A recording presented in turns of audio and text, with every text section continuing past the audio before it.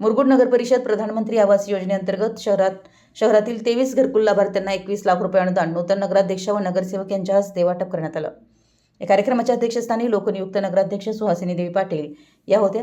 यावेळी उपनगराध्यक्ष श्रीमती रेखा मांगले, गटनेते सुहास खराडे, बांधकाम सभापती शिवाजी चौगुले, महिला व बालकल्याण समिती सभापती सौ गीतांजली अंगस यांच्यासह सर्व नगरसेवक, नगरसेविका तसेच प्रधानमंत्री आवास योजनेतील लाभार्थी मोठ्या संख्येने उपस्थित होते। सदर कार्यक्रमामध्ये लोकनियुक्त नगराध्यक्ष सुहासिनी देवी पाटील यांच्या शुभ हस्ते अनुदान वाटप करण्यात आलं।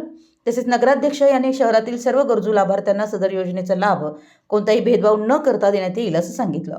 मुख्याधिकारी अतिश वाळुंजे यांनी प्रधानमंत्री आवास योजनेची माहिती दिली। मुरगुड नगरपालिका अंतर्गत 107 सर्व घरकुलं पूर्ण करण्यात आलेली असून त्यांना 2,61,00,000 रुपये वाटप करण्यात आलेले आहे। तसेच प्रधानमंत्री आवास योजना 2 मध्ये 39 नवीन घरकुलं मंजूर करण्यात आलेली आहेत। तसेच 89 बेघर लाभार्थींना लवकरच AHP अंतर्गत घरकुल मंजूर करण्यात येणार असल्याची माहिती दिली आहे। गटनेते सुहास खराडे यांनी नवीन बांधकाम सुरू झालेल्या लाभार्थींना लवकरात लवकर अनुदान वाटप करणार असल्याचं सांगितलं।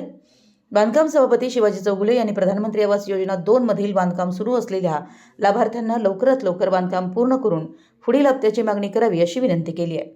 मराठी एस न्यूजसाठी मुरगुडहून सर्जेराव भाट।